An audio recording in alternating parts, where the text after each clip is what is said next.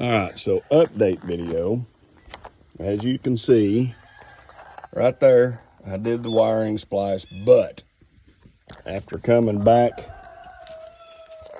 to the light panel back here, I found a whole bunch of splices that were like in here, down there. It split and went across over to here, came out here and went down and came into the bottom right in here. So multiple splices everywhere that I didn't need. So the back panel on this comes off with screws. So I ran the one wire down, came in the bottom and did all my splicing inside the box, right? So now I still couldn't get brake lights. So I was racking my brain. It took me a while to get back to it because work. Hot shotting and truck driving is not my only job. I've got a full-time job.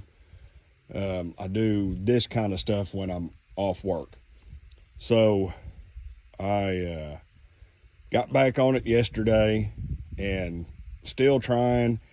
Everything in the truck, because it is an old school truck, it is separate. You've got separate turn signals, separate for your marker lights, separate for stop lights, so on and so forth.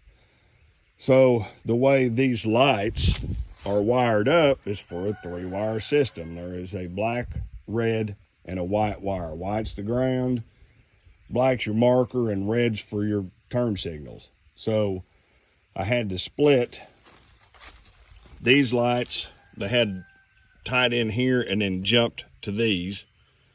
So inside the box, the jumper wire red from here to here, I cut it, taped the ends of it off. I left the turn signals tied into this light and this light. And then I took a wire that I ran for my brake lights and tied into this one and this one. So they're all marker lights, but I've got turn signals here and brake lights here. So that was how I had to resolve the problem. And the 4-wire setup that I got that's in the coating has got red, black, white, and yellow. So of course yellow I did for one of the turn signals, black I did for the other one, red I did for my marker lights, and white is what I used for my brake lights, because I've got everything grounded inside this box to the frame of the truck, which is grounded and actually, normal grounding on a truck. I got that done. Lights, I've got a couple of bulbs on the truck I need to check out. I did get the exhaust manifold changed out. So this was the manifold I took off of it. So this piece here doesn't come apart. It should, but it doesn't. But this piece, this is the one where it was leaking, and you can see all the exhaust wrap that they had on it. That's why, they had it wrapped up like that, because it leaked. Oh, now the new manifold doesn't have gaskets in it. That one does. Had little gaskets that went in between. So let me pause this and I'll come right back. All right, and we're back. So later on today, I'm gonna pull the PT pump off, take it down, because when you fire it up and run, I got a little bit of fuel that dribbles out of that hole. So I need to get seals and stuff replaced in it. I don't have the plate. There is supposed to be the plate that sits right here that tells you all the information about this motor that you need. It is gone. So I had to come back, and there's numbers right there that are stamped into the block. So those numbers are what I went off of to get information for what I need for the motor. It's a big cam Cummins motor. I still don't know exactly what size. I hope to find out more of that. So there is the new manifold, all on. good to go, new bolts. The old turbo, I put it back on because the new one I bought, it had a flange here instead of being for the rubber tube. And I tried to find, you would think with all the aftermarket stuff there is for the small diesels, you'd be able to find something, because the flange actually set about right in here. So you'd think you'd be able to find something that would flange onto that and then come up to the hose. But guess what? There is nothing out there. So very disappointing. However, I put this one back on. The place I'm taking the pump to, they're going to help me find out, they're going to help me find out if this turbo will do what I need it to do, or if I need to upgrade it. And if I have to upgrade, then they will help me with that. We're getting closer. We got brake lights now, turn signals on the back, flashers, marker lights, all that good stuff. And then, like I said, I've got a few things. I've got a spot down here that's leaking. Right there, I think maybe it's just a gasket. Some of this stuff up here, I think, is from the fuel leaking out of that hole. So I'm going to try to clean some of this up once I get the pump off of it, get it to the shop, probably tomorrow, because today is Sunday. And see, you can see down there, big cam. But like I said, I don't know what size it is for sure. I'm hoping to get that information from my pump guys tomorrow, because I was told it's a 350, but the numbers they're giving me off of that block number tells me it's bigger than that. So I'm hoping I can find out for sure, because they told me the horsepower range at bottom end's 300, top end's 500. So I'm going to set the pump up for 450 to 475 with room to turn it up through a hole right there.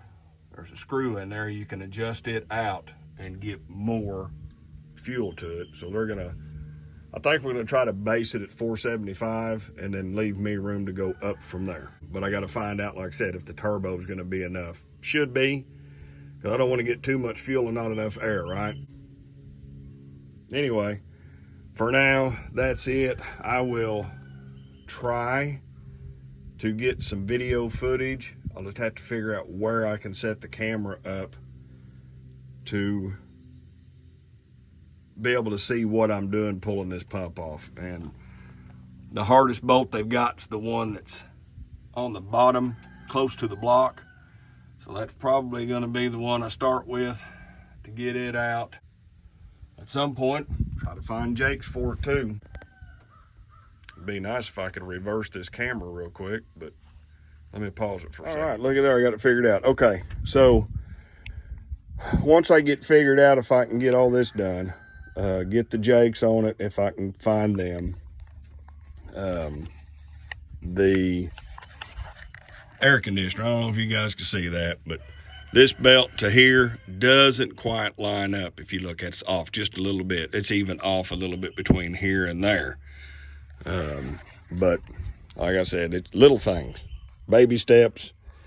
You know, if I can get it to where it's on the road and it's not too hot for a little while, I can live with having the windows down, listening to the music of my people running down the road, right?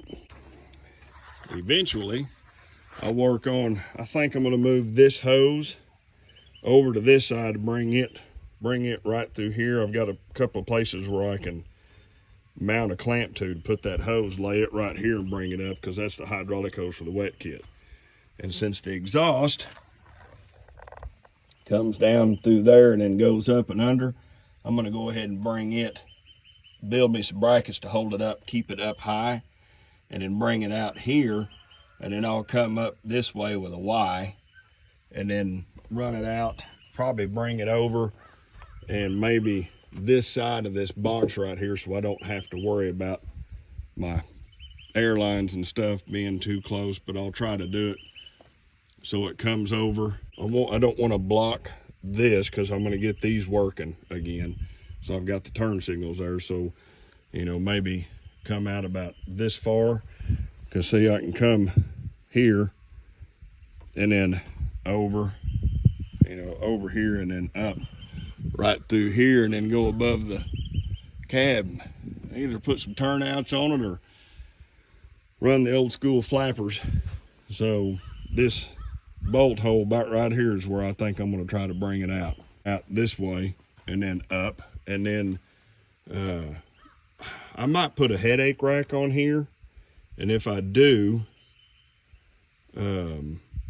I can use it to mount the exhaust to, which means, I might have to redo some of this, but I can make a pigtail to go from here to the back side of the headache rack, and then just do the same thing, make a pigtail, flexible pigtail from each one of these to the back side, and then I can plug in off the headache rack. Well, the other thing I'm going to try to do is change out these fuel filters. They put a fast 150 on it, and if I'm not mistaken from the diagrams I've seen, they've got the filters on backwards because they've got the water separator as the second one instead of the first one.